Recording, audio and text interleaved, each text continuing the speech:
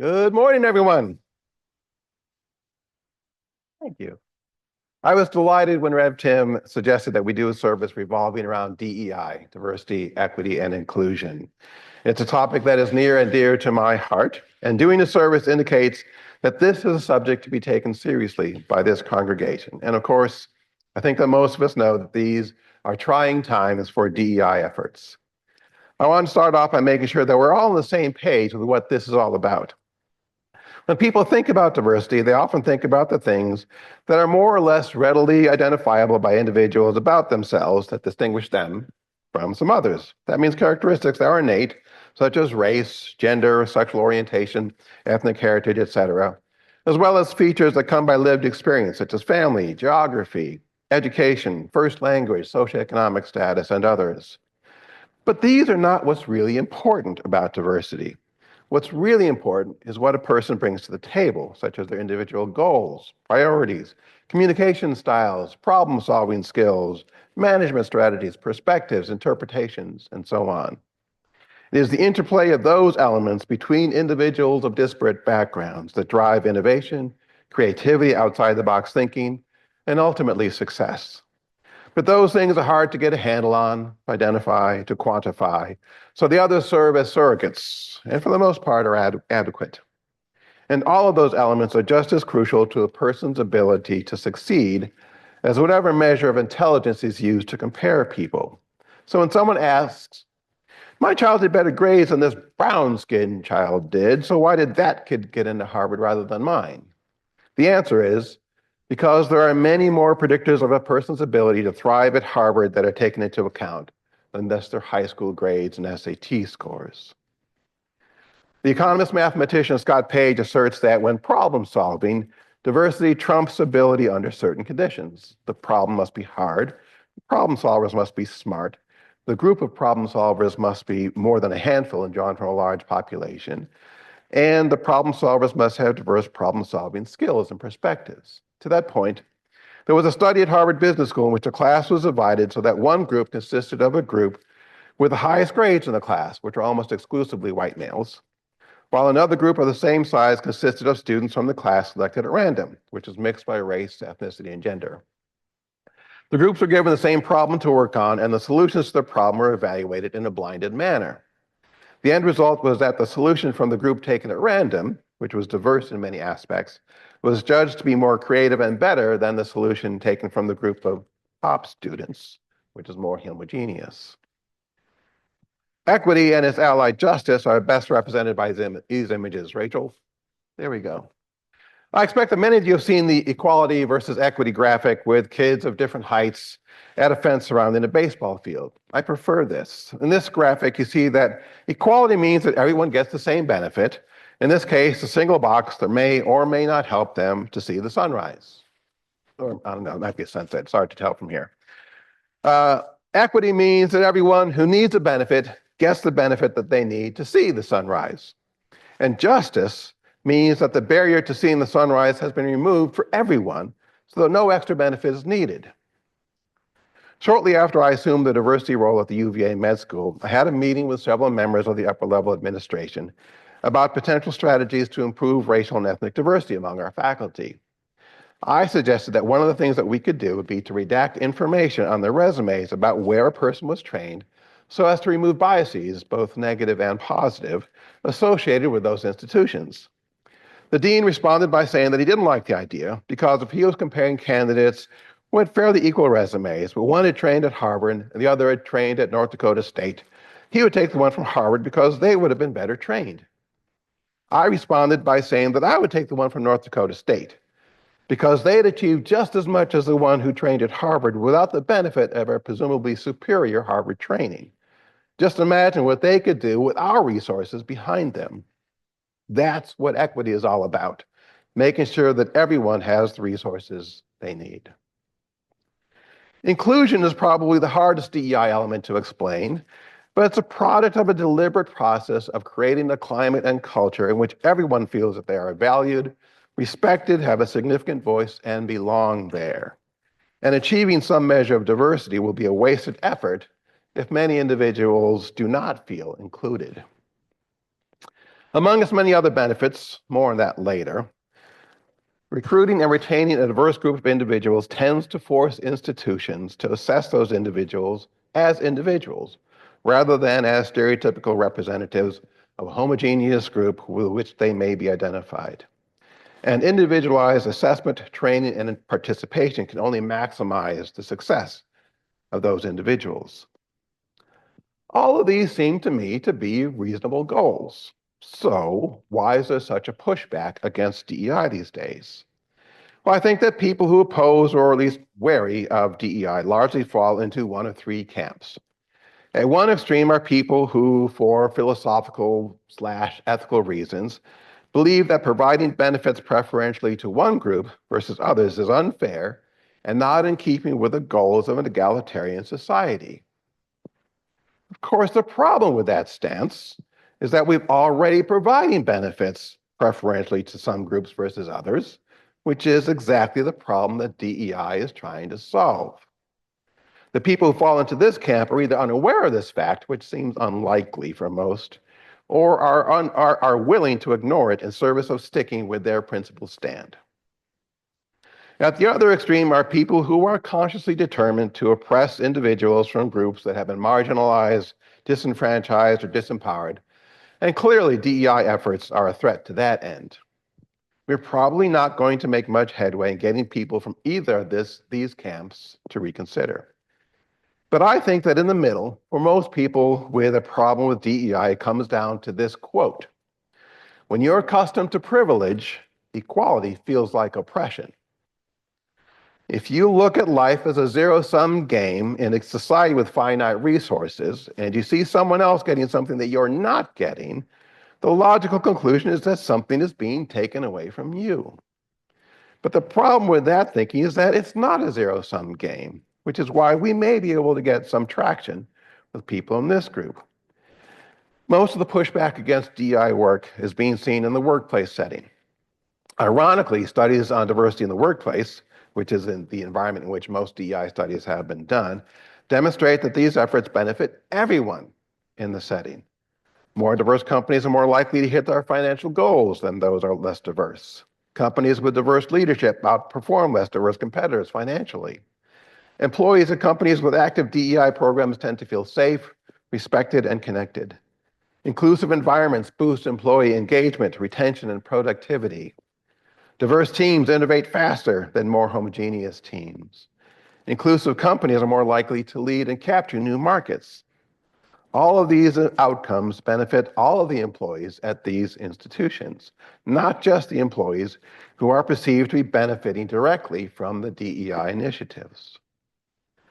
Despite what you may have heard about the hiring of unqualified individuals as air traffic controllers, no company, educational institution, religious organization, governmental agency, or nonprofit is going to hire someone whom they don't think is qualified to do the job. And no school is going to admit someone whom they don't think will be able to make the grade. Unless, like a certain now shuttered real estate training school, you're just in it for the money. Legitimately training and accommodating employees and educating students and other learners costs money. And institutions hate to waste money. So when you hear someone complain about DEI hires, you can respond with, assuming that someone's a DEI hire because their background can stem from implicit biases. Let's give credit where credit is due. Unless that company is aiming to fail, you can be sure that that person was hired because of their impressive qualifications and experience. DEI makes sure that a company maximizes the talent pool from which it draws to enable it to find the best candidate. The belief that DEI disadvantages certain groups, particularly white individuals, stems from misunderstanding. DEI doesn't mean giving preferential treatment. It means removing barriers so that everyone competes on a level playing field. In fact, white employees and employees from other groups that are traditionally in positions of power and authority also benefit from DEI activities. They benefit from inclusive leadership training that fosters better management skills. They benefit from flexible work policies designed to support diverse employee needs, thus benefiting parents, caregivers, and more. They benefit from mental health initiatives driven by inclusive workplace cultures, and so on. In the end, DEI does not ensure that certain groups have preferential treatment, but rather that none do. It isn't about taking opportunities away from one group to give to another. It's about expanding opportunities for everyone. In the words of Alicia Keys at this year's Grammy Awards, DEI is not a threat, it's a gift. Reverend Tim.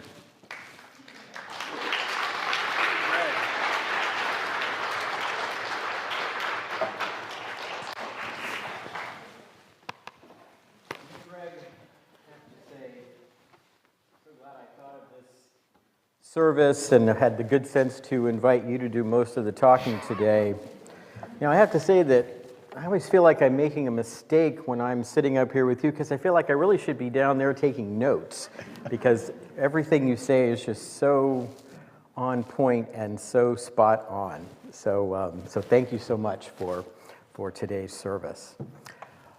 Just want to say a couple of quick things before I just make a few brief comments about what Greg said, and especially how it applies to Unitarian Universalism. So first of all, I want to thank all of you who are here and online who attended the protest at UVA on Friday. And I've got a few pictures here. You'll see them. There's Bev Gorham holding up a sign that she made.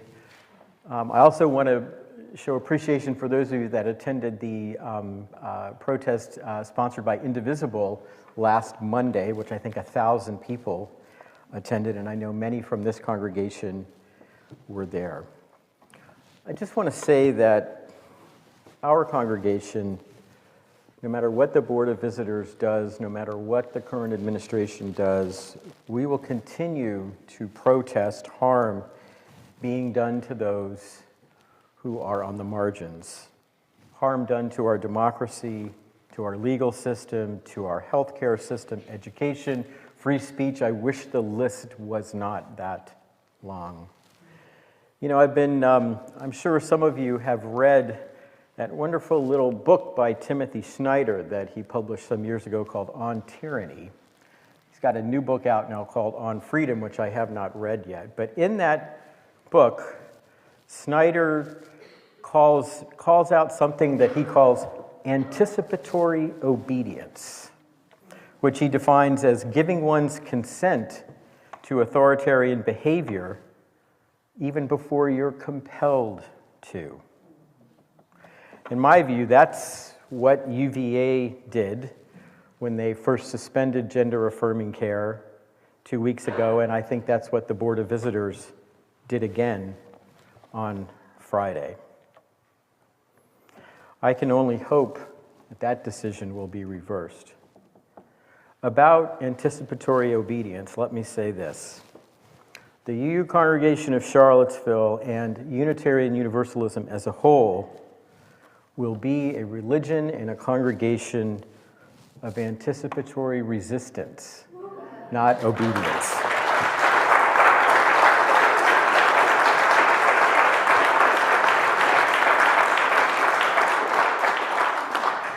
Resisting the temptation to give up and give in is not easy. It takes courage and bravery, resilience, and faith in the power of love and truth. I confess I've been feeling a little uncertain, a little wishy-washy at times since Inauguration Day, and my perspective, and I would even add my spine, has been stiffened in recent weeks by my ministerial colleagues and by talking with many of you. That leads me to the topic of today's service, Unitarian Universalism as a religion of diversity, equity, and inclusion. As you saw earlier, when Keith gave his testimonial, last summer at our General Assembly, our denomination voted to lift up these values as being central to our faith tradition. And as you can see, equity, pluralism, and justice are part of these core values. And that's precisely why I chose to call today's service, why Unitarian Universalism is a DEI religion. But you know, the more I thought about it, the more I came to realize that that title's a little off. What I should have titled today's service was Why Unitarian Universalism Aspires to be a DEI religion, or why we're on a journey to become a DEI religion. The simple truth is we're not there yet. We still struggle with things like implicit bias, and there are times when our commitment to honoring the dignity and worth of all falls short. That's precisely why one of the core priorities in this congregation's long-range plan is to become more welcoming, more inclusive, a safer space and community for all, including and especially for those who have been historically marginalized in this faith tradition. Diversity, equity, and inclusion are at the heart of Unitarian Universalist values, but we still have a ways to go to turn those values into reality. So, Greg, let me just say that I agreed with everything you said. Whew, that was bold, huh? And everything you said resonated. As I was listening from my position as a person of extraordinary privilege and as a Unitarian Universalist, I appreciated the way you framed it, that DEI is about removing barriers, not giving preferential treatment.